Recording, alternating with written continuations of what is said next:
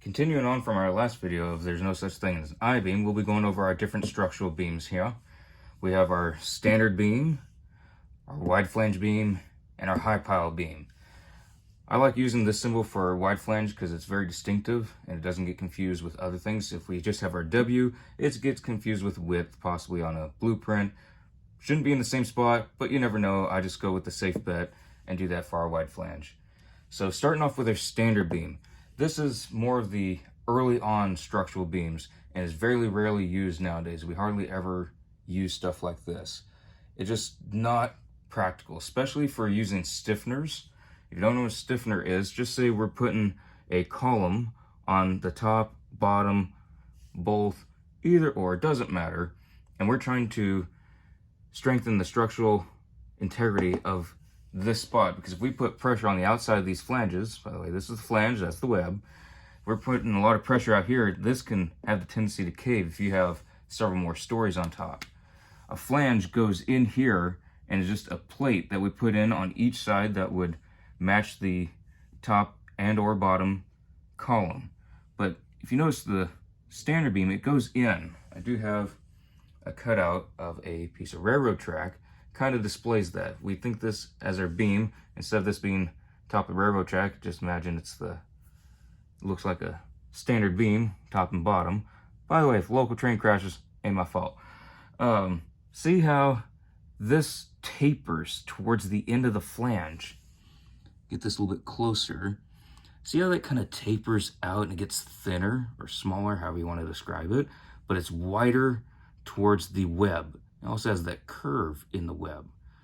Very similar to a standard beam. And when we're making a stiffener, we have to make it sort of like that to where it has to flare outwards. These parts you have to take quite a bit of time to grind down after cutting because you want it to fit perfectly. And that just takes a while when we're trying to put a stiffener in here. Now, if we go to our more modern wide flange beams, yes, it looks like an I, still not an I-beam. We just put in pretty much a square piece of plate. We do have to grind the edges a little bit at the connection of the flange and the web. But for the most part, it's fairly unaltered piece of plate that we're putting in there. Yes, you have to cut it right, but it's not put all this effort in like the old standard beams. Now, the interesting part about high pile beams is they're usually columns, more often than not. I don't think I've seen very many used in horizontal applications. The part about high pile beams is their flange and web thickness are the same. So if you have this here and that there, those will be equal amounts. So the width here and there will be equal. I will also add, in addition to the flange thickness and the web thickness being the same, that the depth and width of a high pile beam are the same. So essentially they are square shaped. So this length here will be the same as this length. So this will be our depth and this will be our width, and they will be the same, just as the thickness for the flange and the thickness for the web is the same. So that is the structure of a high pile beam. So that's kind of our different beams that we mostly roll with.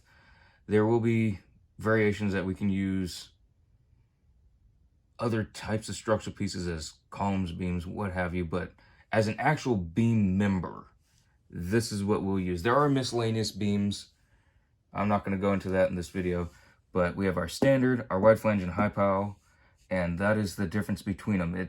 If you look at them and you don't know the difference, they all look pretty much the same, but there's subtle differences between them. We have our edge that tapers. We have our more squarish inside to where a stiffener can go in with less effort, and it's more structurally rigid in a good way. Not rigid as in brittle, but has more structural integrity. That's why we use those. And we have our high pile beam that has the same flange, and web thickness. But those are going to be going on more at the base of buildings being put in the ground.